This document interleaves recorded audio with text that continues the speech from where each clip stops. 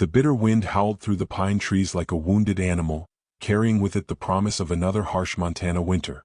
Eli Carter shifted the weight of the deer carcass on his shoulders, his boots crunching through the fresh snow as he made his way up the familiar trail toward the log cabin. The hunt had been successful, but the victory felt hollow in his chest. Everything had felt hollow since that day last autumn. His breath came out in white puffs as he climbed the final ridge, the cabin coming into view through the bare aspens.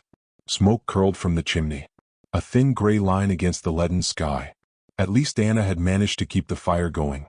Some days even that simple task seemed beyond her grief-stricken capabilities.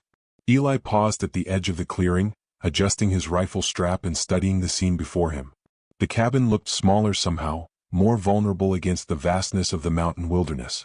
Caleb had built it with his own hands 5 years ago when he'd first brought Anna out from Virginia as his bride. Now it sheltered only memories and sorrow.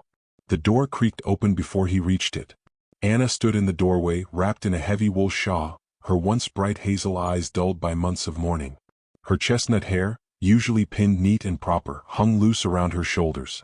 She'd grown thinner, her cheekbones sharp beneath pale skin. "You're back," she said simply, her voice barely above a whisper.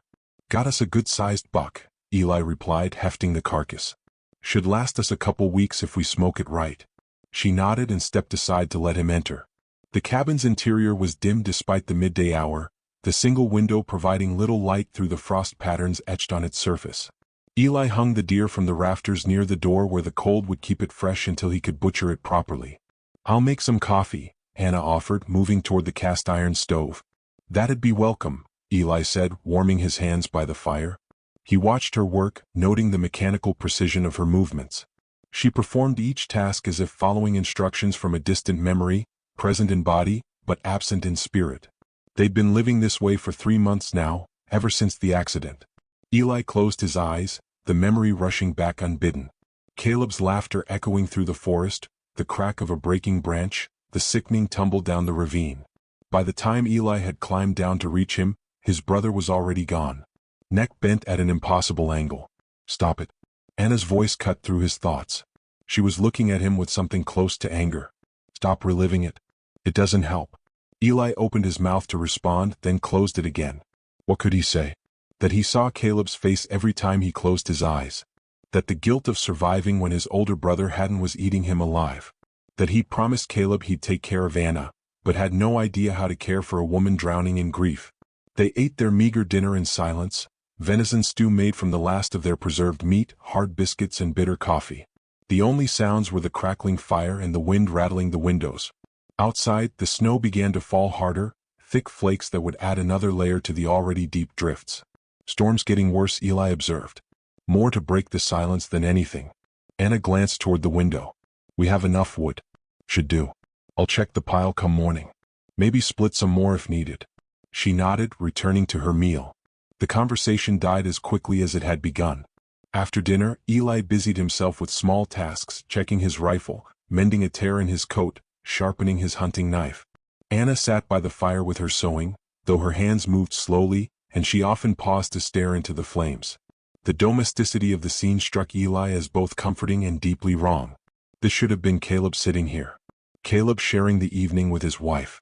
"I'm going to bed," Anna announced suddenly, setting aside her sewing. She rose stiffly as if her bones ached.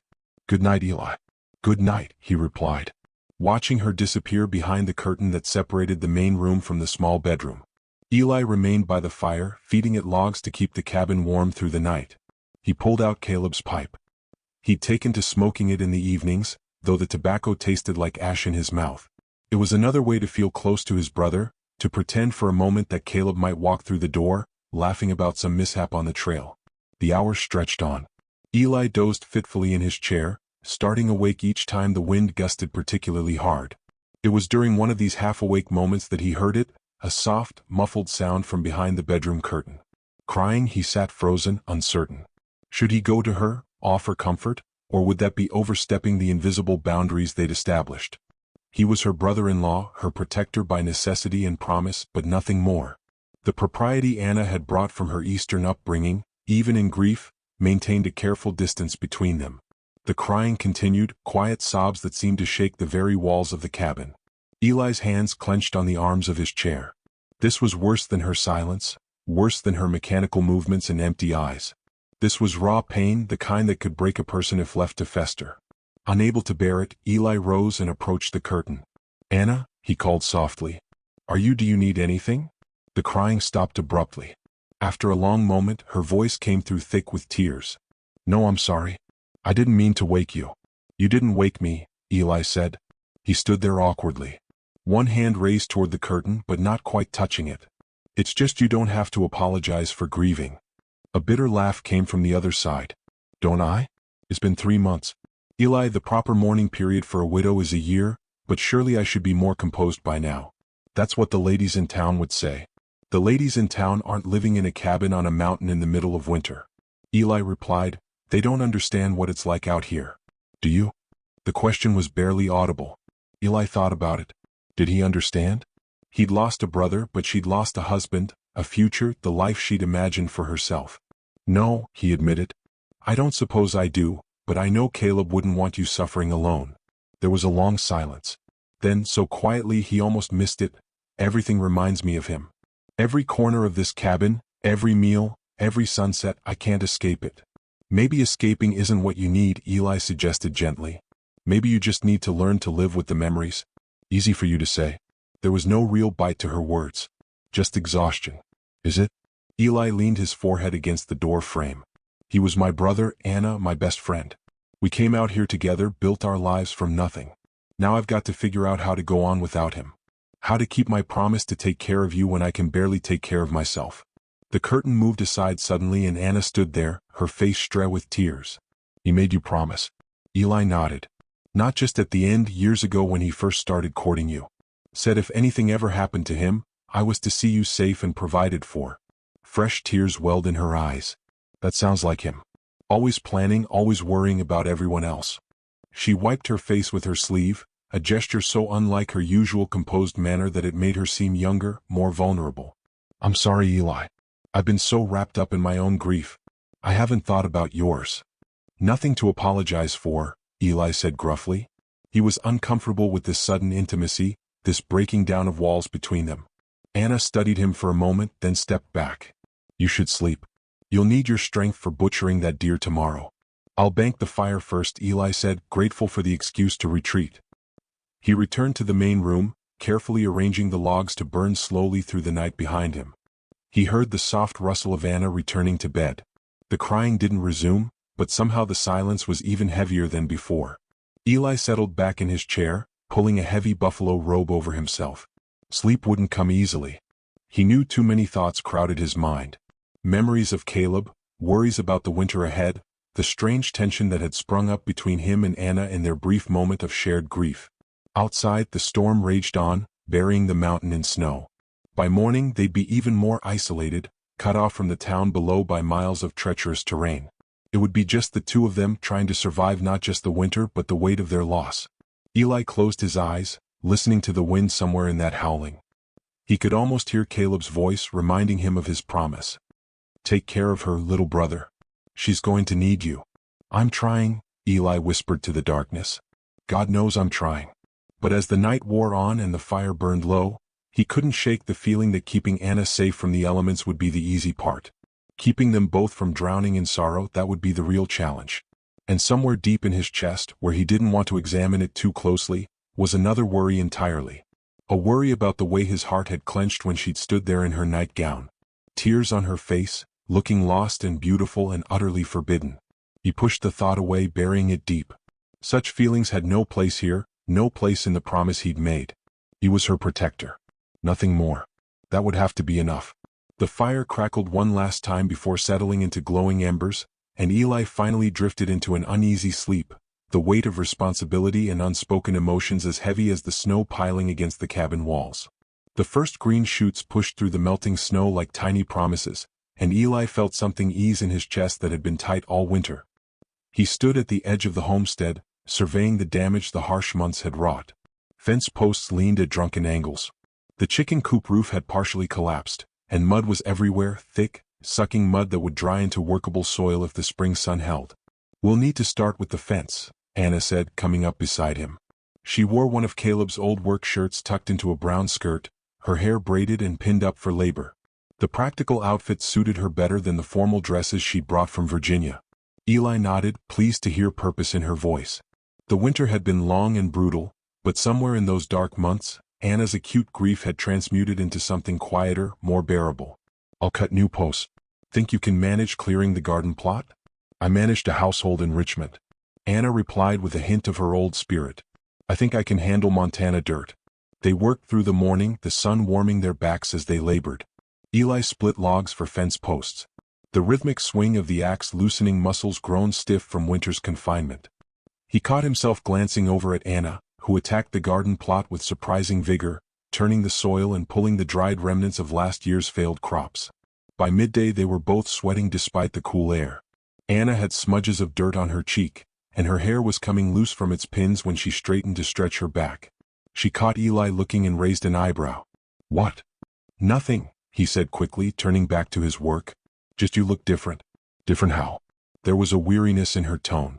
Stronger, Eli said after a moment. You look stronger, she considered this, then nodded slowly. I feel stronger. Not healed, but capable of healing, maybe. They ate lunch on the porch. Cold biscuits and dried venison washed down with water from the spring. The silence between them had changed over the winter, becoming less fraught, more companionable. They could sit together now without the ghost of Caleb feeling quite so present between them. We'll need supplies soon, Anna observed. Steads for planting, flour, coffee. The stores are running low. I'll ride to town end of the week, Eli said. Give the trail a few more days to dry out. I should come with you. Anna said, I need fabric for clothes and there are things a woman needs that you wouldn't think to buy. Eli hesitated. They hadn't been to town together since Caleb's funeral. People will talk. People always talk, Anna replied with a bitter smile. Let them. But when Friday came and they rode into Willow Creek, Eli could feel the weight of watching eyes. The small mining town had grown over the winter. New buildings sprouting along the muddy main street. Groups of men lounged outside the saloons and women in calico dresses clustered near the general store. Their conversation stopping as Eli and Anna passed. That's the Carter widow, he heard one woman whisper. Living up on the mountain with her brother-in-law. Shameful if you ask me. Anna's spine straightened, but she kept her eyes forward. Eli felt anger kindle in his chest but forced it down. Making a scene would only feed the gossip inside Murphy's general store. Mrs. Murphy greeted them with professional courtesy that didn't quite hide her curiosity. Mrs. Carter, Mr. Carter, how are you managing up there? Well enough, Anna replied evenly, moving toward the fabric bolts. We've survived the winter together, Mrs. Murphy said, the single word heavy with implication. Yes, Anna said, meeting the woman's gaze steadily. Together, as family should in times of hardship, Eli busied himself with gathering supplies, but he could hear the whispers following them through the store. When they finally escaped back to the street, their arms full of packages. He felt like he could breathe again. I need to stop at the land office. Eli said, you could wait it. I'll come with you. Anna interrupted. I won't be chased into hiding by gossip. The land office was cramped and dim, presided over by Josiah Mills, a thin man with sharp eyes behind wire spectacles that he looked up as they entered, his gaze lingering on Anna. Mr. Carter and Mrs. Carter, what can I do for you folks? Need to file the spring assessment on the claim, Eli said, placing the papers on the counter. Mills reviewed them slowly, too slowly. Everything seems in order, though, I wonder. With your brother gone, might you be thinking of selling? I've had inquiries about that parcel. Good grazing land, they say. Not selling, Eli said firmly. What about Mrs. Carter? Mills turned to Anna. A widow might find town life more suitable, more proper. Anna's voice was ice. My husband built that home. I have no intention of abandoning it. Your late husband, Mills corrected with false sympathy. And now living there with another man even if he is family. Well, people do wonder about propriety. Eli's fist clenched, but Anna placed a restraining hand on his arm. Mr. Mills, I find it curious that my living arrangements concern you so deeply. Perhaps if people spent less time wondering and more time minding their own affairs, this town would be more prosperous. Mills flushed. I merely meant we know what you meant. Eli cut in. The papers, please.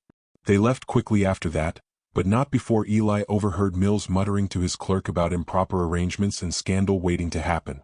The ride home was quiet. Anna sat very straight in the wagon seat, her hands folded tightly in her lap.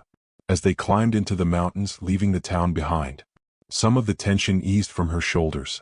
They're horrible, she said finally. They're bored, Eli corrected. Nothing better to do than create drama where none exists. Doesn't it bother you what they're implying? Eli considered this. What bothers me is that they're disrespecting Caleb's memory. And you? Anna was quiet for a long moment. Sometimes I wonder if we should have done things differently, if I should have gone back east or you should have found other lodgings. Where would I go? Eli asked practically. That's my home too. And how would you manage the homestead alone? I know, Anna sighed. It's just I never expected this. The judgment, the assumption that grief can only last so long before it becomes something else. They were climbing through a grove of aspens now, the young leaves rustling in the breeze. The late afternoon sun slanted through the branches, dappling the trail with light and shadow. For what it's worth, Eli said carefully, I think you've handled it with grace. More grace than they deserve. Anna turned to look at him. Something unreadable in her expression. Thank you, Eli, for everything. I know this hasn't been easy for you either. Their eyes met and held for a moment before Eli turned his attention back to the trail. There was something in that look, something that made his chest tight and his thoughts scatter. He told himself it was just gratitude, just the bond of shared loss, nothing more. That evening, as they worked together to put away the supplies, the domesticity of the scene struck him anew. Anna hummed softly as she folded the new fabric, a tune he remembered from happier times. Eli found himself watching the way the lamplight caught in her hair, the graceful movement of her hands. What was that song? He asked, more to distract himself than anything. Anna paused. Oh, it's something my mother used to sing. Barbara Allen. Caleb liked it too. Her voice wavered slightly on her husband's name. Sing it, Eli suggested impulsively. If you want to, I mean. She looked surprised, then thoughtful. I haven't sung in a very long time. Might be good to start again. Anna set down the fabric and clasped her hands in front of her. She started softly, her voice uncertain at first, but growing stronger. In Scarlet Town where I was born, there was a fair maid dwelling. Made every youth cry well a day. Her name was Barbara Allen. Eli leaned against the wall, letting the melody wash over him. Her voice was sweet and clear with a hint of mountain echo now that hadn't been there before. When she finished, the cabin seemed to hold the last notes like captured butterflies. That was beautiful, Eli said quietly. Anna ducked her head, color rising in her cheeks. Caleb used to say that. He was right. They stood there in the lamplight. Something shifting in the air between them. It wasn't dramatic or sudden, just a subtle awareness that hadn't been there before.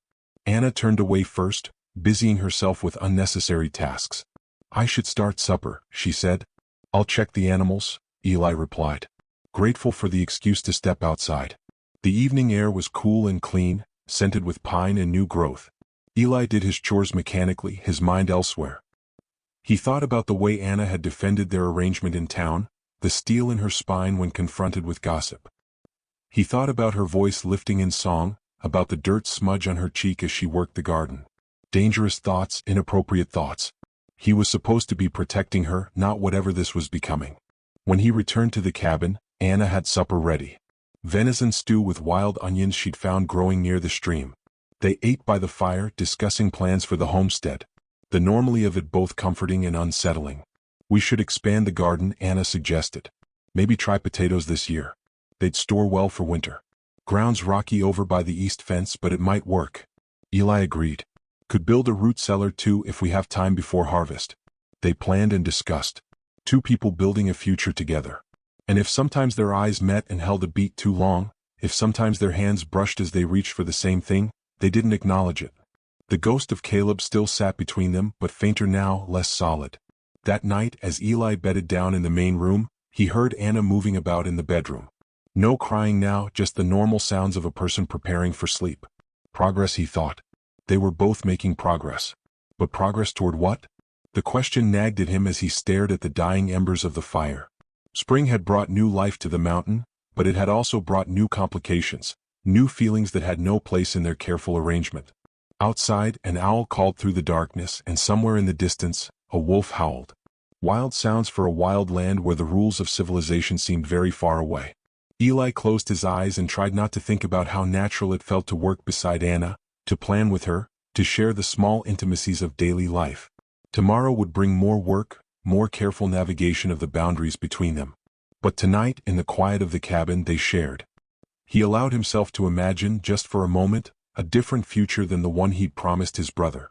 A future where the warmth he felt wasn't just from the fire and the home they were building was truly theirs. Then he pushed the thought away, buried it deep with all the other impossible things, and willed himself to sleep. Some promises, he reminded himself, were sacred, even if keeping them grew harder with each passing day. The spring storm came without warning, rolling over the mountains like an angry god. One moment the sky was clear, the next it was black with clouds that flickered with lightning. Eli had been working on the new fence posts when the first fat drops began to fall. "Storm coming," he shouted toward the cabin, but Anna was already hurrying from the garden. Her skirts held up as she ran. They barely made it inside before the heavens opened. Rain hammered the roof like bullets and wind shrieked through every gap in the logs. The whole cabin shuddered under the assault. "The shutters!" Anna cried, and they rushed to secure them, working in tandem as the storm tried to tear them from their hands. Eli's strength and Anna's quick fingers managed to get them latched just as a tremendous gust threatened to rip the roof away. Lightning flashed, illuminating Anna's face in stark relief. Her hair had come completely undone, hanging in wet ribbons around her shoulders. Their eyes met in that electric moment and something crackled between them that had nothing to do with the storm. Thunder crashed, breaking the spell. They retreated to the center of the cabin, both soaked to the skin. The fire had been nearly extinguished by rain coming down the chimney, and the temperature was dropping fast. "We need to get that fire going," Eli said, kneeling by the hearth. His hands were numb with cold as he coaxed the embers back to life. "I'll get blankets," Anna said, disappearing behind the curtain. She returned with an armload of quilts and her late husband's clothing. "You need to change. You'll catch your death." Eli hesitated. The cabin was essentially one room with only the bedroom curtain for privacy. Anna seemed to realize the dilemma at the same moment. I'll turn my back," she said, busying herself with arranging the blankets by the slowly growing fire. Eli changed quickly, acutely aware of her presence, even with her back turned. The dry clothes were Caleb's, the shoulders a bit too broad, the sleeves a touch too long. It felt strange wearing his brother's things, like trying on a life that wasn't his when he was decent. Anna took her turn, disappearing behind the bedroom curtain.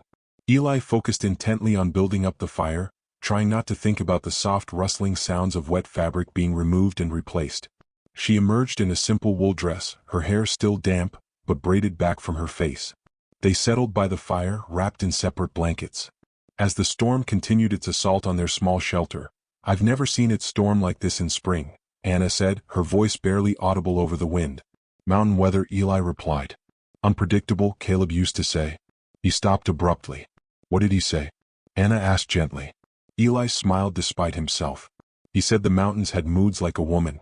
Sunny one moment, storming the next. Anna laughed, a sound he hadn't heard in months. That sounds like him. Always had to compare everything to something else. They fell into reminiscing, sharing stories of Caleb as the storm raged outside. It was the first time they'd been able to talk about him without the crushing weight of fresh grief. The memory still hurt, but it was a gentler pain now, softened by time and shared between them. "Remember when he tried to build that first chicken coop?" Anna asked, smiling at the memory. He was so proud of his design until the first strong wind knocked it over. Eli finished. "Chickens scattered to kingdom come. Took us 3 days to find them all." He was so embarrassed, Anna said. "But he rebuilt it stronger. He always did learn from his mistakes. Most of them." Eli agreed. Then more quietly. "He'd have rebuilt after this storm too. Always looking forward, never back." Anna pulled her blanket tighter. "Do you think he'd approve of us managing together like this?" It was the first time either of them had directly acknowledged the question that hung over their arrangement. Eli considered carefully before answering. "I think he'd want you safe and cared for," he said finally. "And he'd want the homestead to survive. We're doing both. But what about what people say? What they think?" Caleb never much cared what people thought. Eli reminded her. Said a man had to live by his own conscience, not the town's gossip. Anna nodded slowly. "He did say that." She paused, then added so quietly he almost missed it. "Sometimes I wonder what he'd think about other things." Eli's heart began to pound. What other things? She didn't answer immediately. The fire crackled between them, casting dancing shadows on the walls. When she finally spoke, her voice was barely a whisper. "The way I look forward to you coming back from hunting. The way I feel safer when you're here. The way she trailed off, shaking her head. "I'm sorry. I shouldn't have said anything." "Anna, no," she said firmly. "Forget I spoke. It's just the storm making me foolish." But Eli couldn't forget. The words hung in the air between them like the electricity before a lightning strike. He knew he should let it go, maintain the careful boundaries they'd established. Instead, he found himself speaking. "I look forward to coming home too," he said roughly. "To seeing smoke from the chimney and knowing you're there, to hearing you hum while you work too." He stopped himself, but the damage was done. They sat in charged silence, both staring at the fire rather than each other. The storm seemed to pause as if the world itself was holding its breath. "This is wrong," Anna whispered. "He was your brother, my husband." "I know," Eli said, his voice thick with conflict. "God help me. I know. What do we do?" The question was plaintive, almost childlike. "We do what we've been doing," Eli said after a moment. "We survive. We work the land. We honor his memory by living. Even if living becomes complicated." Anna finally looked at him, tears glinting in her eyes. "Is that what this is? Complicated? What else would you call it?" She considered this, then gave a watery laugh. "I don't know. Unexpected? Impossible? Natural. Natural." Eli echoed, surprised. "We've been alone together for months," Anna said. "Sharing grief, sharing work, sharing life. Is it so strange?" That she gestured helplessly between them. "People would say it's wrong," Eli reminded her. "Though the words tasted bitter, the same people who whisper about us anyway," Anna replied with sudden heat. "The ones who think a widow should waste away rather than survive, who judge what they don't understand." Lightning flashed again, illuminating her fierce expression. In that moment, Eli saw not the grieving widow or the proper Eastern lady, but a woman who had survived a brutal winter and come out stronger. A woman who worked beside him without complaint, who faced down gossip with steel in her spine. "Anna," he said, and something in his voice made her go still. "We can't. Whatever this is, we can't act on it. I promised him I'd take care of you. Not this." "I know," she whispered. "I know you're right. But Eli, what if taking care of me means more than just providing shelter and food? What if it means—" She didn't finish, but she didn't need to. The unspoken words hung between them. "What if it means loving me?" The storm chose that moment to unleash its full fury. Wind slammed into the cabin with renewed force, and they could hear something crash outside. Probably the new fence posts Eli had been working on. "The animals," Anna said suddenly. "The chickens, they'll be huddled in the coop," Eli assured her. "We built it strong after Caleb's first attempt. Remember?" She smiled weakly at the call back to their earlier conversation. "Still, in the morning we should check." "In the morning," Eli agreed. They settled back into silence. But it was different now. The careful distance they'd maintained had crumbled like a dam in flood. They were still on opposite sides of the fire, still wrapped in separate blankets, but the space between them thrummed with acknowledged feeling. The storm began to ease as the night wore on. Fury spent. The rain gentled from assault to patter, the wind from howl to sigh. Inside the cabin, the fire burned low, casting everything in soft golden light. "I should go to bed," Anna said eventually, though she made no move to rise. "Probably wise," Eli agreed, equally still. Another long moment passed. Then Anna stood, her blanket falling away. She took a step toward the bedroom, then paused. "Eli, yes. Thank you for being honest, for being honorable, for being—" she struggled for words. "For being you." Before he could respond, she disappeared behind the curtain, leaving him alone with the dying fire and thoughts that chased themselves in circles. Eli fed another log to the flames and settled back in his chair. Sleep would be impossible now. Not with his blood still singing from their near confession. Not with the ghost of possibilities haunting the cabin. He thought about Caleb, about the promise made beside a deathbed. He'd sworn to protect Anna, to see her safe and provided for. But what if she was right? What if protecting her meant more than just physical safety? What if two broken people could find healing together in ways that defied convention? The questions tormented him through the long hours until dawn, when gray light finally filtered through the shutters. Eli rose stiffly from his chair. The storm had passed, leaving the world washed clean and gleaming. He stepped outside to survey the damage as expected. The new fence posts had been scattered and a large branch had fallen near the chicken coop. Though the structure itself stood firm, the mountains were shrouded in mist, giving everything an otherworldly quality. Anna emerged as he was clearing the fallen branch, dressed for work despite the early hour. They moved around each other carefully, both aware that something fundamental had shifted in the night. The boundaries still existed, but they were transparent now, visible but permeable. "Looks like we'll need to start over on the fence," Anna observed, surveying the scattered posts. "Seems like," Eli agreed. Then, because he couldn't help himself, he added, Good thing we know how to rebuild after storms. She looked at him sharply, understanding the layers in his words. A small smile tugged at her lips. Yes, she said softly. Good thing. They worked side by side as the sun burned through the mist, repairing what the storm had damaged. If their hands brushed as they lifted boards, if they stood a little closer than necessary, if their eyes met and held with new understanding, well, that was between them and the mountains. The storm had passed, but its effects lingered. They had crossed a threshold in the night, acknowledged truths that couldn't be taken back. The future stretched before them, uncertain and complicated, but no longer quite as impossible as it had seemed. For now they would rebuild. Everything else, the feelings, the promises, the judgment of the world below, would have to wait. But like spring following winter, some things once begun could not be stopped.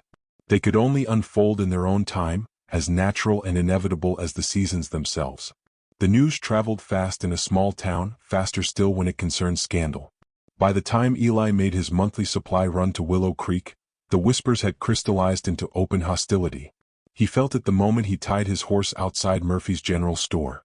Eyes tracking his movement, conversations stopping mid-sentence, women pulling their children closer as he passed. Inside the store, Tom Murphy barely looked up from his ledger. Eli handed over the paper, noting how Murphy avoided touching his fingers in the exchange. The storekeeper filled the order in silence. The only sound the scratch of pencil on paper as he tallied the bill.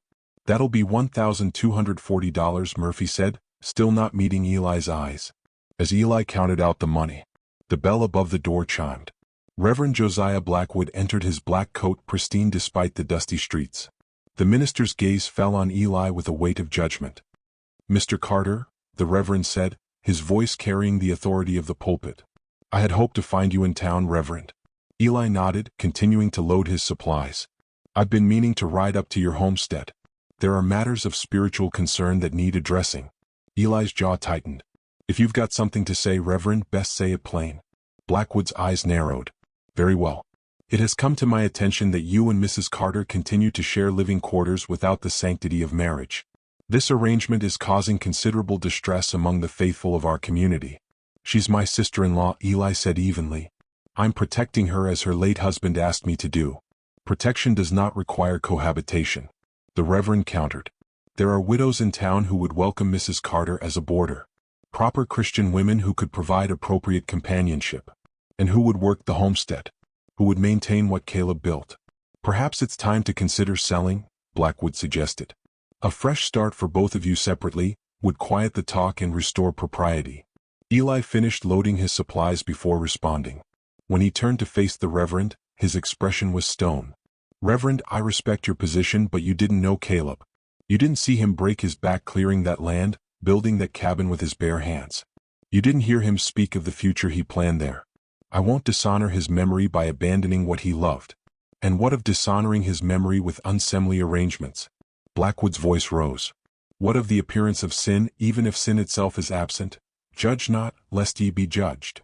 Eli quoted quietly. Isn't that what your book says? The Reverend's face flushed. Do not presume to lecture me on Scripture, Mr. Carter. The Bible is clear about avoiding even the appearance of evil, and it's also clear about caring for widows. Eli shot back, which is what I'm doing. By now, a small crowd had gathered in the store, pretending to shop while listening avidly. Mrs. Henderson, the bank manager's wife, clutched her purse with white knuckles. Samuel Price, who ran the livery stable, leaned against a barrel, his expression unreadable. Your care has become the subject of speculation, Blackwood said, lowering his voice, but ensuring it still carried. People are beginning to wonder if perhaps Mrs. Carter is well, if her mourning has ended rather conveniently. The implication hung in the air like smoke. Eli's hands clenched into fists, and for a moment, violence shimmered as a possibility. Then he thought of Anna, of how she would want him to respond, and forced his hands to relax. People can wonder all they like, he said coldly. Their speculation says more about them than it does about us. He shouldered past the Reverend and headed for the door, but Blackwood's voice followed him. This path leads only to ruin. Mr. Carter, for both of you, I pray you see wisdom before it's too late. Outside. Eli loaded his wagon with hands that trembled slightly from suppressed anger. He was so focused on his task that he didn't notice the approach of several men until they were nearly upon him. Carter, the voice belonged to Jake Morrison, a miner who spent more time in the saloons than the mines. He was flanked by 3 others, all reeking of whiskey despite the early hour. Eli straightened slowly. "Morrison heard the preacher giving you what for?" Morrison said with a mean grin. "About time someone did. You've been making a mockery of decent folk long enough." "I don't recall asking your opinion," Eli said, moving toward his wagon seat. Morrison stepped in front of him. "See, that's your problem, Carter. You don't ask. You just do whatever you please, no matter who it hurts." "Who exactly am I hurting?" Eli asked, though he knew engaging was a mistake. "The whole town," one of the other men slurred. "Having to watch you parade around with your brother's widow like she's yours for the taking." "Careful," Eli warned, his voice low and dangerous. But Morrison was beyond careful, emboldened by liquor and numbers. What kind of man moves in on his brother's woman before the ground's even settled on his grave? What kind of woman lets him? The punch came without thought. Eli's fist connecting with Morrison's jaw with a satisfying crack. Morrison went down hard and chaos erupted. The other men rushed Eli, and for a few violent moments the street became a battlefield. Eli had grown up fighting, first with brothers, then with anyone who challenged them. He gave as good as he got. Blackening eyes and bloodying noses, but 4 against 1 were poor odds. He was on the ground tasting blood when a gunshot split the air. "That's enough." Sheriff Ben Watson stood with his pistol pointed skyward, his weathered face grim. "All of you step back now." The men complied reluctantly. Morrison struggling to his feet with a hand pressed to his rapidly swelling jaw. The sheriff surveyed the scene with disgust. "Jake Morrison, you and your boys get out of here before I arrest the lot of you for drunk and disorderly move." They scattered. Morrison shooting Eli a venomous look that promised this wasn't over. Watson helped Eli to his feet, examining his split lip and rising black eye. "You all right, son?" "I'll live," Eli said, spitting blood. Watson sighed. "Eli, I know you're in a hard position, but beating down fools won't help your case any." "They insulted Anna." Eli said simply, "I figured as much." The sheriff glanced around at the gathering crowd. "Look, I've known you and Caleb since you boys first came to these mountains. I know you're a good man trying to do right, but perception matters in a small town, and right now perception is against you. So what am I supposed to do?" Eli asked, frustrated. "Abandon her? Let Caleb's homestead fall to ruin?" "I don't have answers," Watson admitted. "But I do know that if this keeps escalating, someone's going to get seriously hurt. Maybe you, maybe her." The implied threat chilled Eli more than Morrison's fists had. "Are you saying Anna's in danger?" "I'm saying fear and righteousness make people do terrible things," Watson said carefully. "And right now, folks are working themselves into a righteous fury about you too." Eli collected his supplies in silence, his mind racing. The sheriff helped him load the wagon, then placed a hand on his shoulder. "Be careful, Eli. Both of you. These mountains have seen enough tragedy." The ride home seemed longer than usual. Every bump in the trail sending pain through Eli's bruised ribs. He tried to think of how to explain his appearance to Anna, how to shield her from the ugly truth of what had happened. But when he crested the final rise and saw her waiting on the porch, he knew she'd already heard. Her face was pale, her hands clenched in her apron.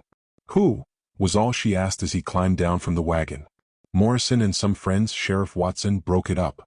She was beside him immediately, fingers gentle as they examined his injuries. "Come inside. I'll clean these cuts." As she tended to him, daubing at his split lip with a cool cloth. Eli told her about the confrontation with Reverend Blackwood. Anna's expression grew increasingly troubled. "This is my fault," she said quietly. "No," Eli said firmly, catching her wrist. "This is the fault of small-minded people with nothing better to do than judge others. But they're judging because of me. Because I'm here." "Where else would you be?"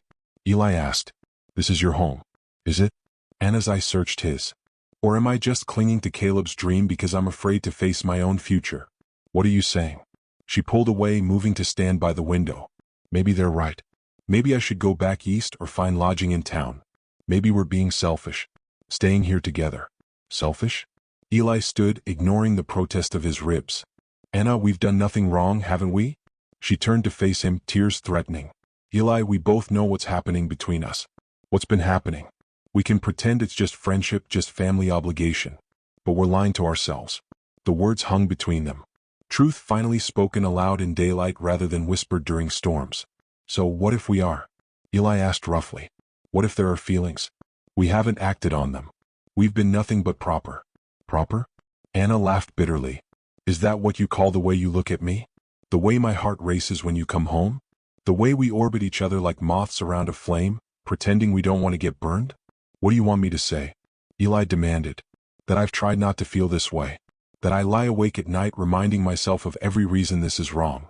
That I hate myself for betraying my brother's memory, even in thought. I want you to tell me what we do now, Anna said, her voice breaking. Because I can't bear being the cause of violence. I can't bear you being hurt because of me. Eli crossed to her in 2 strides, gripping her shoulders gently. Listen to me. Morrison was spoiling for a fight long before today. This isn't about you. It's about people who need someone to look down on to feel righteous. We could be living like monks and they'd still find fault. But we're not living like monks, Anna whispered. We're living like what?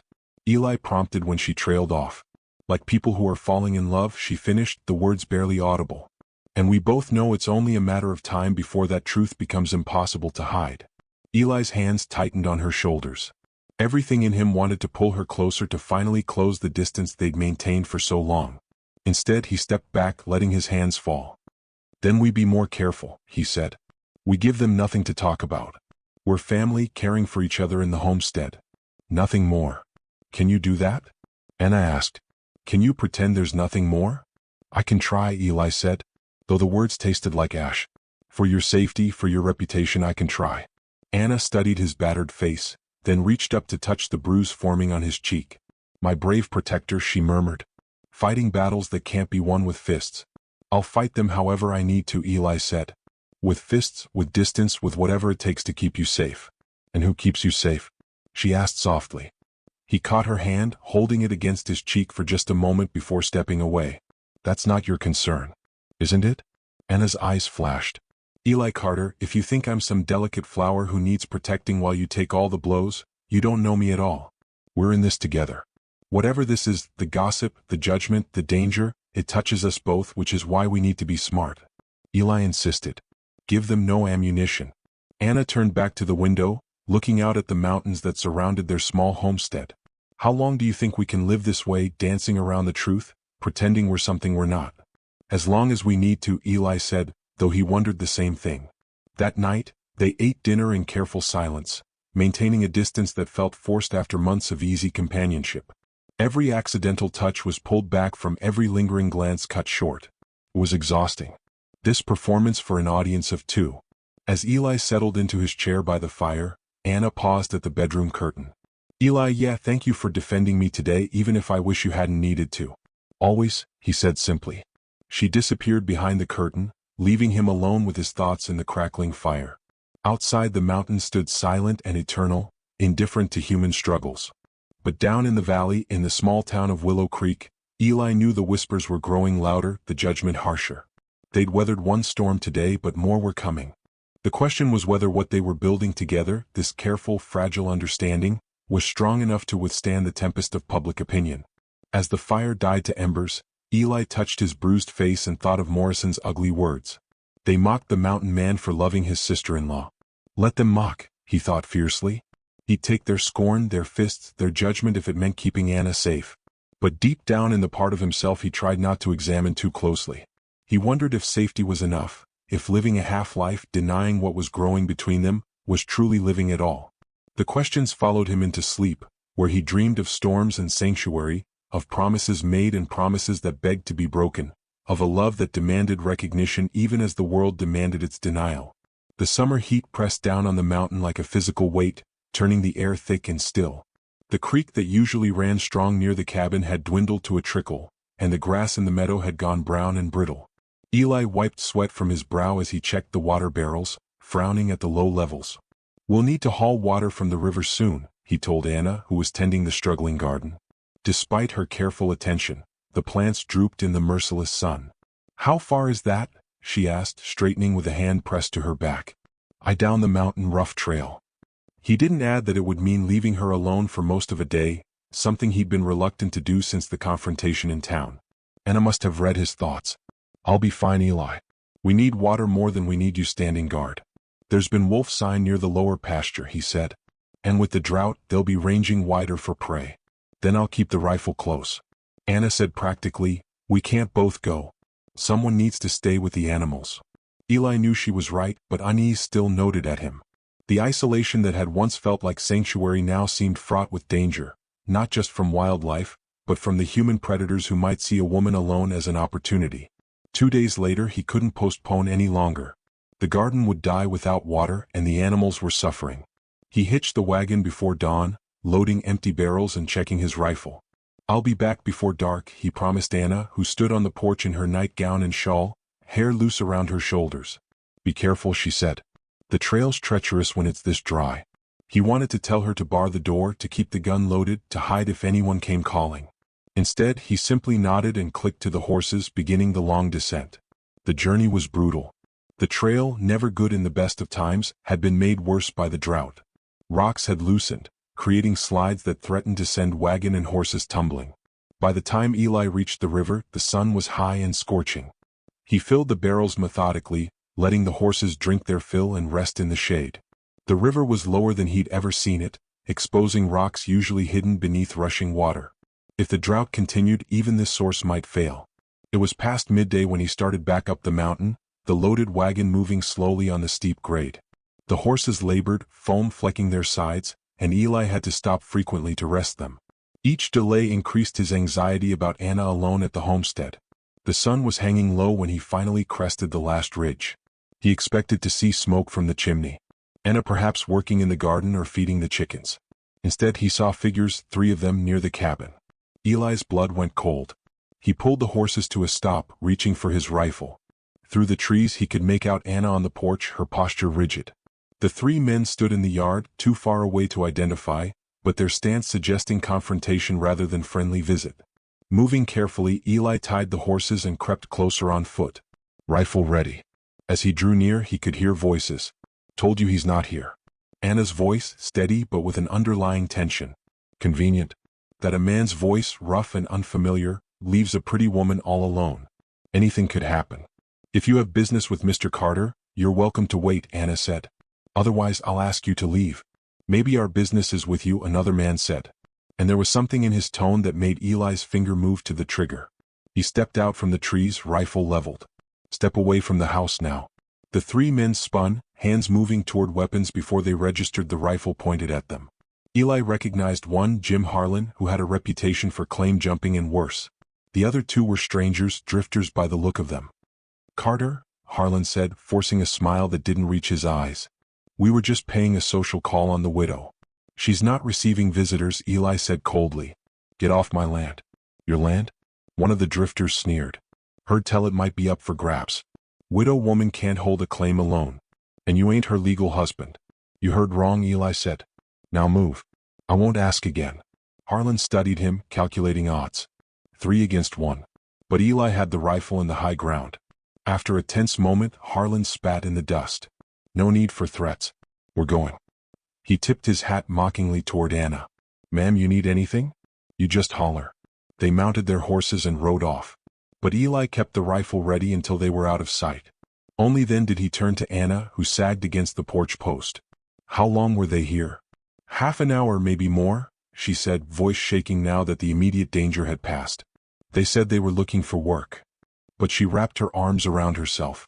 "The way they looked at me, Eli, like I was goods in a store window." Eli set the rifle aside and pulled her into his arms without thinking. She clung to him, trembling, and he stroked her hair as rage burned in his chest. "I'm sorry," he said. "I shouldn't have left you alone." "You had to," she said against his shoulder. "We needed water. There has to be another way." Eli said, "I can't protect you if I'm not here." Anna pulled back to look at him. "This is what they want, isn't it? To make us afraid.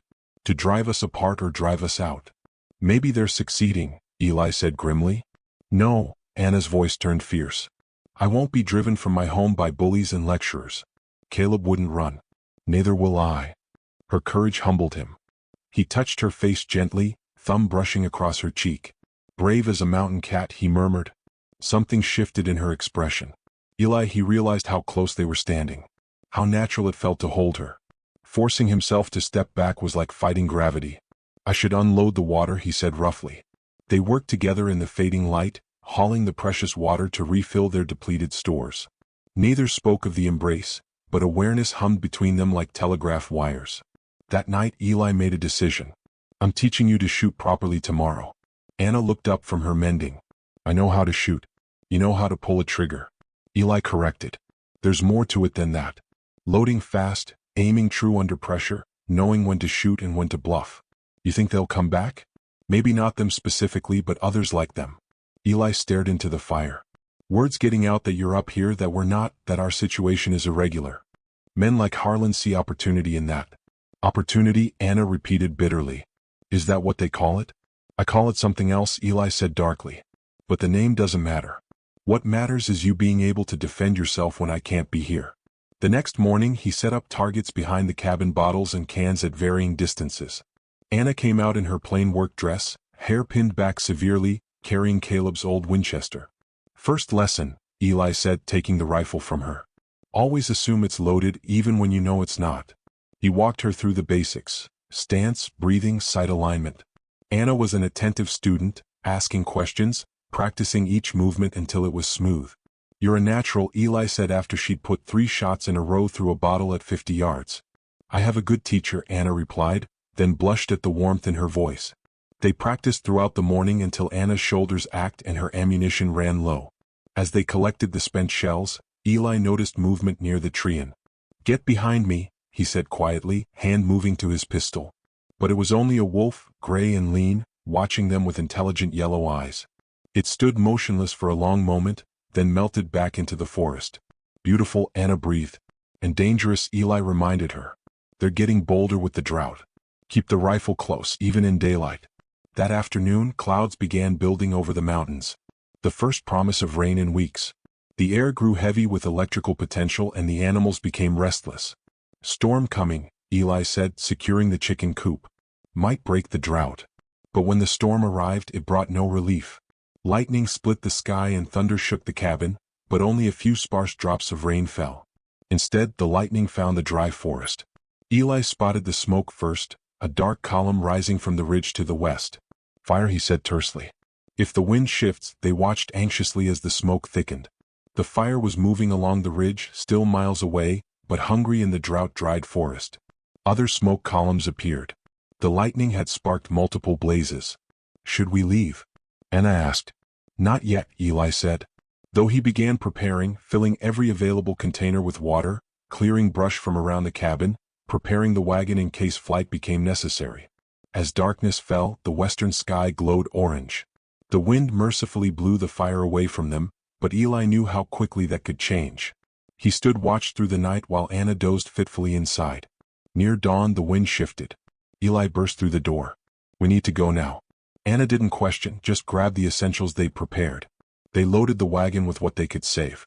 Documents, photographs, Anna's jewelry box, Caleb's rifle, food, and water. The animals sensed the danger. The horses wildeed and difficult to harness. By the time they were ready, the smell of smoke was strong and ash fell like snow. The chickens, Anna said. No time, Eli said, though it killed him to abandon any living thing. They drove down the mountain as the sun rose blood red through the smoke. Behind them, their home stood silhouetted against an orange sky. Anna didn't look back, her face set with determined courage. The trail was treacherous in their haste, the wagon lurching dangerously. They met others fleeing, the Gustafson family from the neighboring claim. Their children wide-eyed with fear. Fires jumped the creek. Gustafson shouted. Moving fast. They pushed on, a growing line of refugees from the mountain. The smoke grew thicker, making breathing difficult. Anna tied her shawl over her nose and mouth, but her eyes streamed tears. It was full daylight when they reached the valley, though the smoke made it seem like twilight. Willow Creek was in chaos, preparing for the fire's possible arrival. Sheriff Watson was organizing bucket brigades and fire breaks. Carter, thank God, he called.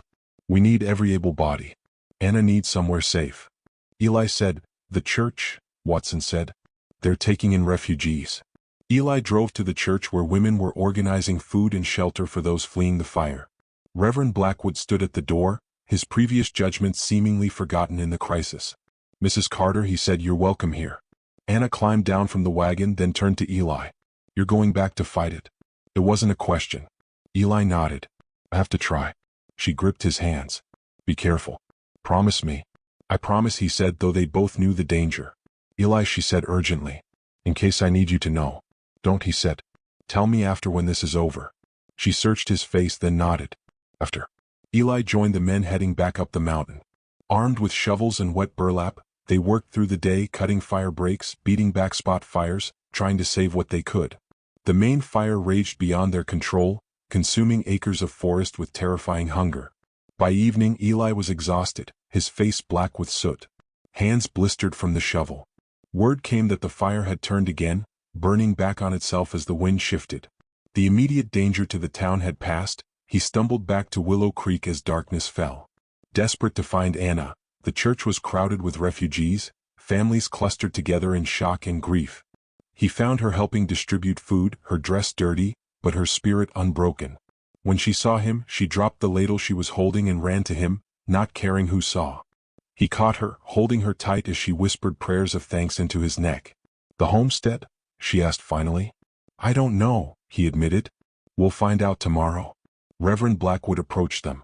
"Mr. Carter, we're short on space, but we can find room. They'll stay with me." A firm voice interrupted. Mrs. Watson, the sheriff's wife, stood with her hands on her hips. "Both of them, I've got room and I won't hear any argument." Eli saw several people exchange glances, but no one challenged Mrs. Watson. She was a force in the community, her word carrying weight. That night, in the Watson spare room, Eli and Anna sat at the window, watching the glow on the mountain. They didn't speak of what might be lost or what the future held. They simply sat together, drawing comfort from proximity.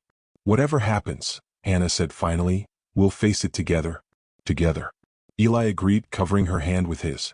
Outside, ash continued to fall like gray snow, covering the town in a blanket of loss.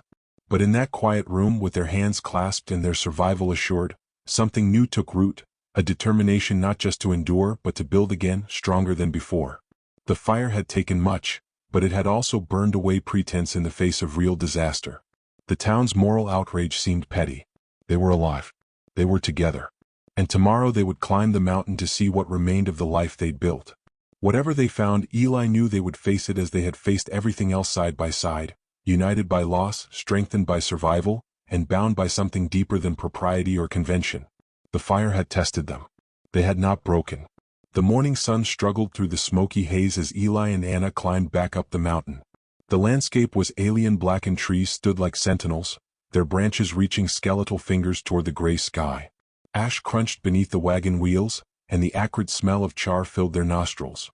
Anna's hand rested on her slightly rounded belly, a gesture that had become habitual over the past weeks. The signs were unmistakable now, the morning sickness, the tenderness, the subtle changes in her body.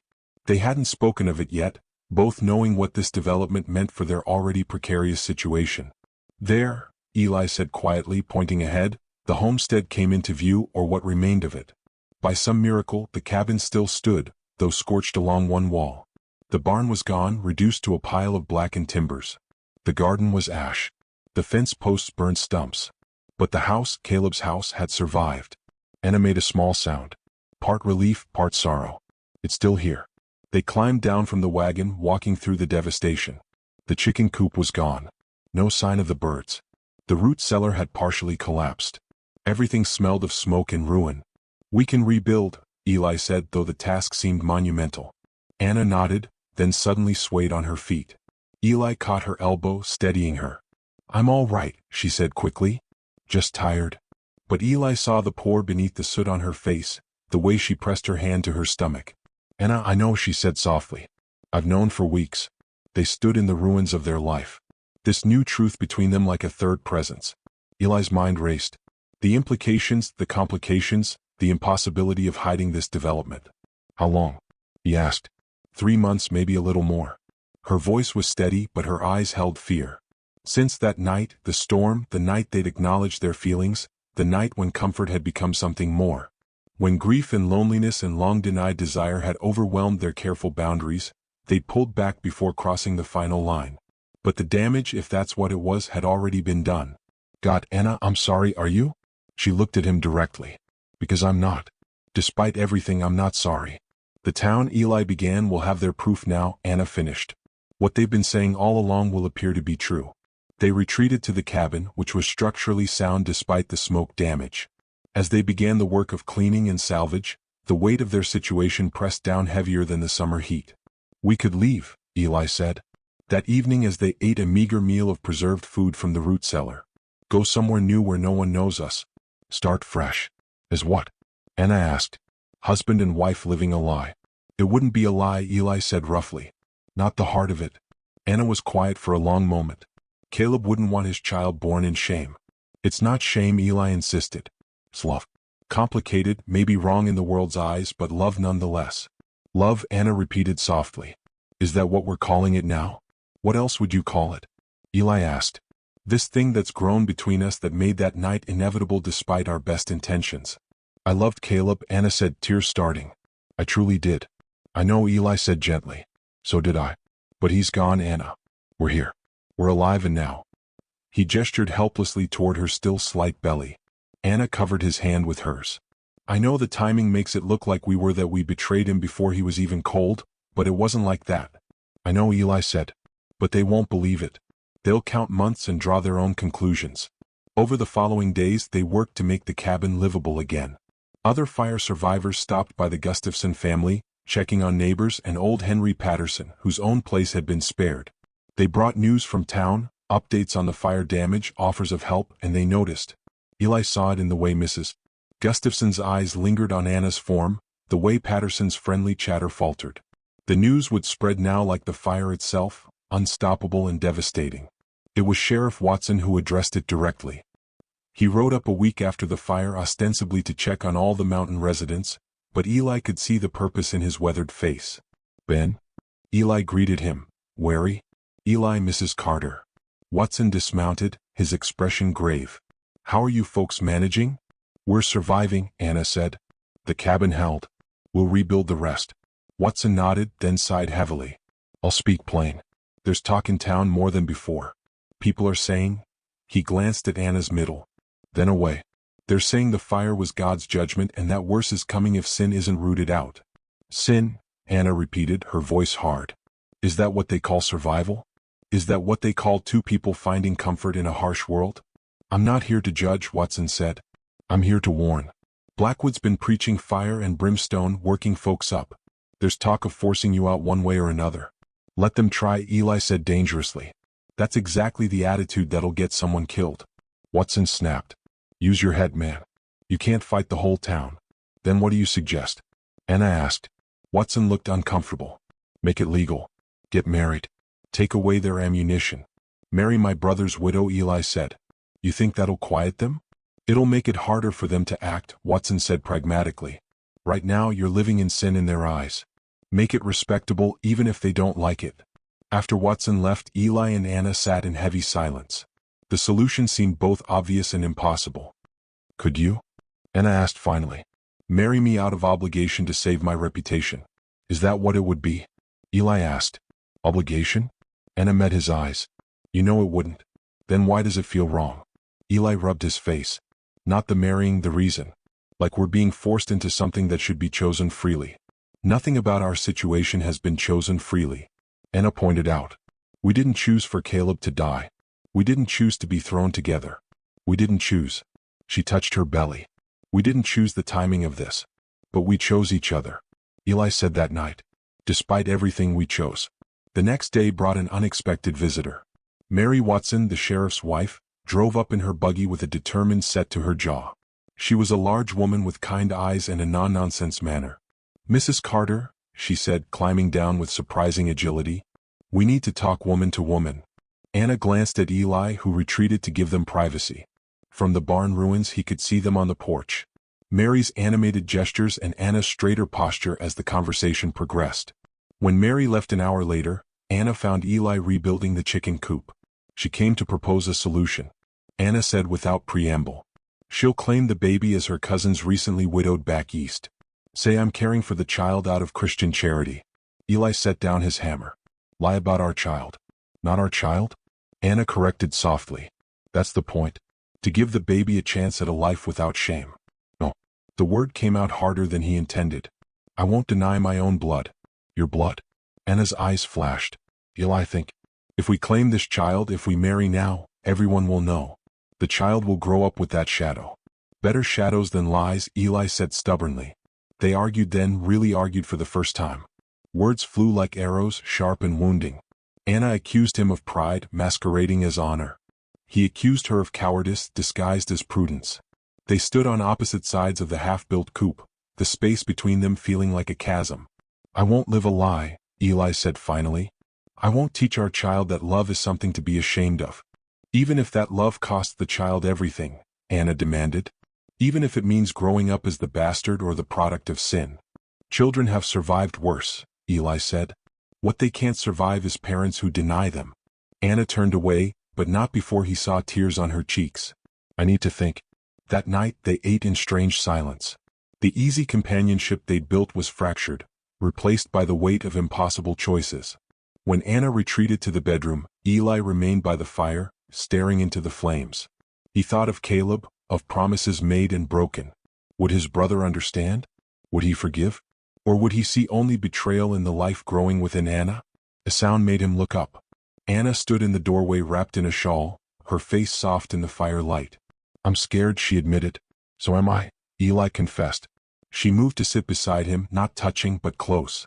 "Mary Watson means well, but her solution, it feels like another loss. Haven't we lost enough?" "What do you want to do?" Eli asked.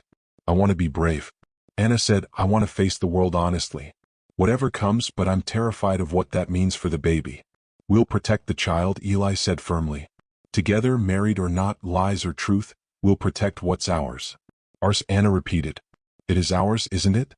"Despite everything, because of everything," Eli corrected. "Because we survived the winter and the gossip and the fire. Because we chose each other when we could have chosen easier paths."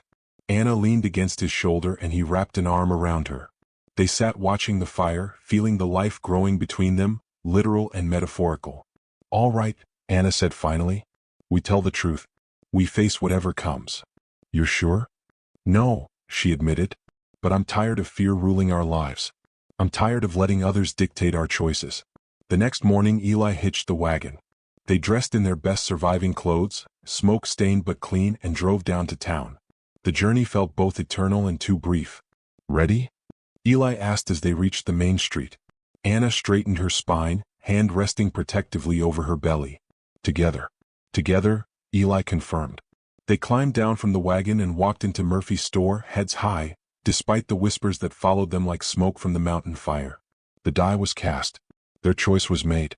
Whatever judgment came, they would face it as they had faced everything else, side by side, united, not just by circumstance now, but by decision. The town could mock, condemn, even threaten. But they could not undo what had been done, could not unlive what had been lived, could not unfeel what had been felt. The mountain man and his sister-in-law had become something else, something that defied easy categorization.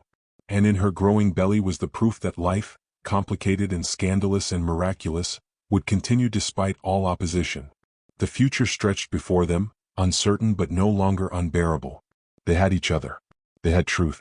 And soon they would have new life to protect and cherish. Born from loss but reaching toward hope.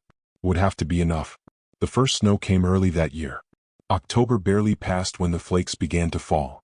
Anna stood at the window, one hand pressed to her lower back, the other cradling her swollen belly. The baby was active tonight, responding perhaps to the dropping barometric pressure. "Storm's going to be a bad one," Eli said, entering with an armload of firewood. Ice crystals clung to his beard, and his cheeks were red with cold. Temperatures dropping fast. Anna turned from the window, wincing slightly. "The baby knows, been dancing all evening." Eli sat down the wood and crossed to her, placing a gentle hand on her belly. The baby kicked in response and his face softened with wonder. No matter how many times he felt it, the miracle of life growing inside her never ceased to amaze him. "Strong little one," he murmured. "Like the father," Anna said, covering his hand with hers. They'd been living as husband and wife for months now, though no ceremony had blessed their union. The town wouldn't have them. Reverend Blackwood had made that clear when they'd approached him.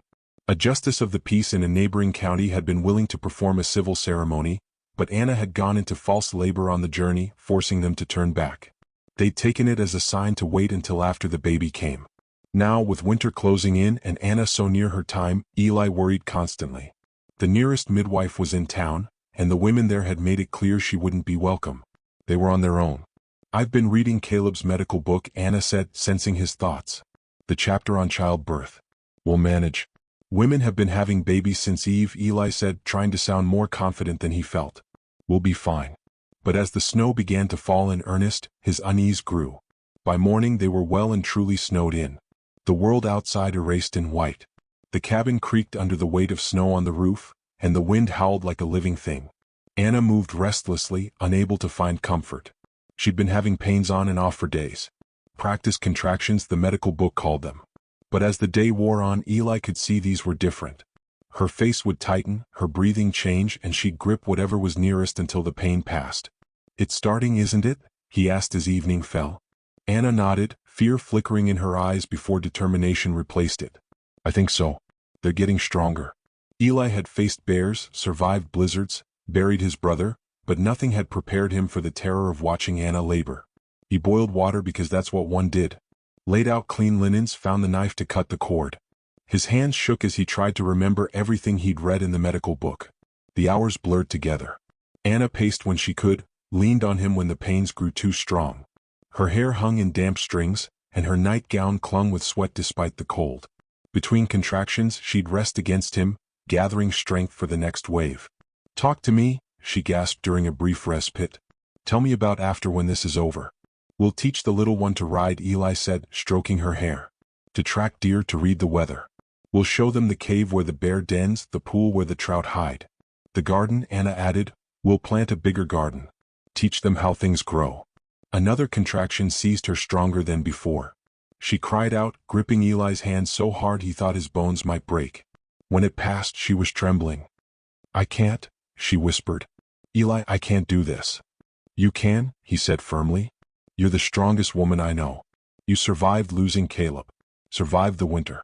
Survived the town's judgment. You can do this together," she asked, echoing their old promise. "Together," he confirmed. The storm raged outside, sealing them in their own world. Anna's labor intensified. The pains coming faster, lasting longer.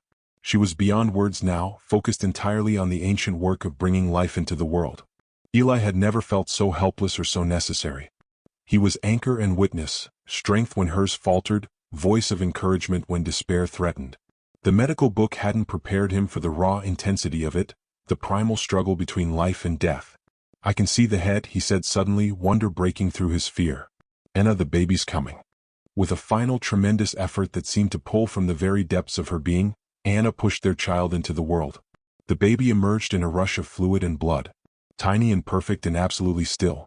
For a heartbeat that lasted eternity, silence filled the cabin. Then Eli's training kicked in. He cleared the baby's mouth and nose, rubbed the tiny back. Nothing. Desperation drove him to blow gently into the miniature lungs. Once, twice, a cough, a sputter, and then cutting through the howl of the storm. The most beautiful sound he'd ever heard. Their baby's first cry. "It's a girl," he said, voice cracking as he placed the squalling infant on Anna's chest. "We have a daughter," Anna sobbed, clutching the baby close. The little one's cries gentled at her mother's touch, tiny fist waving in the air. Eli cut the cord with shaking hands, then wrapped them both in warm blankets. "She's perfect," Anna whispered, touching the baby's damp, dark hair, her tiny fingers, her rosebud mouth. "Look what we made." "What you made," Eli corrected, kissing Anna's forehead. "I just caught her." They lay together in the bed. The three of them. While the storm raged outside, the baby nursed for the first time, instinct guiding her to sustenance. Eli kept the fire high and held his family close, marveling at how complete the world felt in this moment. "What shall we call her?" Anna asked drowsily. They discussed names, but nothing had seemed right. Now, looking at their daughter, Eli knew. "Hope," he said. "Hope, Elizabeth Carter." "Hope," Anna repeated, smiling. "Yes, that's what she is." The storm lasted 3 days. By the time it cleared, the world had been remade in white, pristine, and sparkling. Eli ventured out to tend the animals and gather more wood. But he hurried back to the warmth where Anna dozed with hope at her breast. On the 4th day, he heard horses approaching. Through the window, he saw Sheriff Watson and his wife struggling through the deep snow. Eli met them at the door, rifle in hand, out of habit. "Ben, Mrs. Watson, heard the storm might have caught you folks unprepared." Watson said, "Came to check. See if you needed anything." Mary Watson pushed past the men, her keen eyes taking in the scene. "That baby came, didn't it? I can tell by your face." Eli nodded. Stepping aside, Mary bustled in, shedding her coat and moving immediately to the bedroom. He heard her exclaim, then Anna's tired but happy voice responding. "Congratulations," Watson said quietly. "Boy or girl?" "Girl, Hope." Watson smiled. "Good name. She'll need it growing up here." He paused, then added, Mary's got experience with birthing. She'll make sure everything's right. The women emerged an hour later. Mary beaming. Healthy as can be, both of them. You did well, Mr. Carter. Not many men could handle that alone. We handled it together, Eli said. Mary studied him, then nodded slowly. I believe you did. She turned to her husband. Ben, we need to talk about getting these folks properly married. That baby needs her father's name legal and binding. The Reverend won't, Watson began.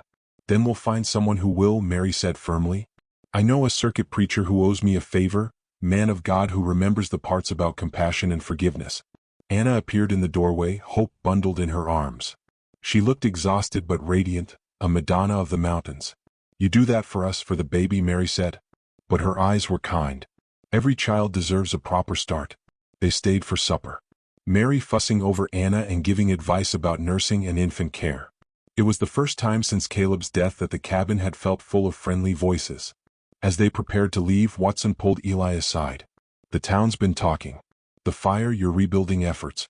Now the baby, some folks are starting to see things different and the others still set in their ways. But Mary's got influence with the women, and where the women lead, the men eventually follow. He clapped Eli on the shoulder. Keep your head down. Take care of your family. Time has a way of softening hard hearts. After they left, Eli found Anna nursing Hope by the fire. He sat beside them, still amazed by the tiny perfection of their daughter. Do you think they're right? Anna asked about time softening hearts. Maybe, Eli said. But it doesn't matter. We have what we need right here. Anna leaned against him. Hope making tiny snuffling sounds as she fed. I never thought I'd be happy again after Caleb died. I thought that part of me was buried with him. And now I know that hearts can hold more than one love, that joy can grow from sorrow. She looked up at him. I'll always love Caleb. He gave me courage to come to this wild place, to become stronger than I knew I could be. But you gave me reason to keep living when I wanted to give up. You saved me too, Eli said roughly, from becoming just another lonely mountain man, bitter and isolated. You and Hope, you're my whole world now. The baby finished nursing and lay content in Anna's arms, eyes drifting closed. They sat in peaceful silence, watching the fire, listening to the wind in the pines. Outside, the snow began to fall again, gentle now, blessing rather than burial. She'll be strong, Anna said softly. Growing up here with the mountains as her playground and the sky as her ceiling, she'll be free in ways I never was back east. She'll know how to survive. Eli agreed. But more than that, she'll know how to live. How to find joy in simple things, how to weather storms, how to love without fear. Without fear, Anna repeated. Yes, that's what we'll teach her. Hope stirred in her sleep. One tiny hand escaping the blankets to wave in the air. Eli caught it gently, marveling at the perfect miniature fingers that gripped his with surprising strength. My daughter, he whispered, the words still feeling miraculous. Our daughter, Anna corrected, born from loss but reaching toward life, our little Hope. The storm gentled to flurries, then stopped altogether. Stars emerged, brilliant in the clear mountain air. Inside the cabin, the little family huddled close, complete in themselves, needing nothing from the world beyond their door. Tomorrow would bring new challenges. The town's judgment hadn't disappeared, only softened. There would be those who counted months and whispered behind hands. Those who would never accept what Eli and Anna had built from the ashes of tragedy. But tonight, with their daughters safe between them and the fire warming their faces, none of that mattered. They had survived the ultimate test, bringing life into the world alone, dependent only on each other and their unshakable bond. Hope slept on, unaware of the controversy of her conception, the struggle of her birth, the uncertain future that awaited. She knew only warmth and milk and the steady heartbeats of her parents. In her perfect trust was their redemption, their reason to keep fighting, keep building, keep hoping. The mountain man and his sister-in-law had become something simpler and more complex. A family, and no storm, whether of nature or human making, could take that from them now. Spring arrived like a benediction, melting the snow and revealing the earth ready for planting. Hope was 6 months old now, a happy baby who rarely cried and watched the world with intelligent gray eyes. Eli's eyes, though she had Anna's delicate features. Eli carried her in a sling while he worked, talking to her about everything he did. See here, little one. This is how we test the soil. Your mama will want to plant her garden soon. Hope gurgled in response, reaching for his beard with chubby fingers. The sound of horses made him look up. A buggy was approaching and his hand moved instinctively toward his rifle before he recognized the occupants. Mary Watson and a man in black he didn't know. "Mr. Carter," Mary called out cheerfully. "I've brought Reverend Samuel Morrison. He's agreed to perform the ceremony." Eli's heart leaped. They'd been waiting months for this opportunity. He helped them down from the buggy. Hope babbling excitedly at the new faces. "Reverend Morrison," Eli said, shaking the man's hand. "We're grateful you've come." Morrison was younger than Blackwood, with kind eyes behind wire spectacles. "Mrs. Watson told me your story. I believe God's love is bigger than human judgment. I'm honored to help." Anna emerged from the cabin, her face lighting up when she saw their visitors.